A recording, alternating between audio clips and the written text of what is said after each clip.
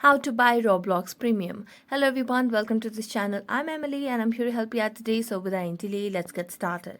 So first of all, launch the Roblox application on your device and make sure you are logged into your account. As you're logged into your account, tap on the More section at the bottom right corner of the screen. As you do that, you can see the option of Premium at the top right. So select on that. As you select on that, you'll be able to see different options over here. So simply tap on Get Premium. As you tap on Get Premium, here you can see the premium option which you can get at $9.99 per month.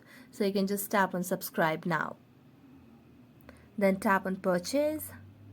And as you tap on Purchase, you'll be able to see the options to get the premium version of Roblox. For that, you'll have to add your credit or debit card. So simply tap on Edit or Add Credit or Debit Card over here.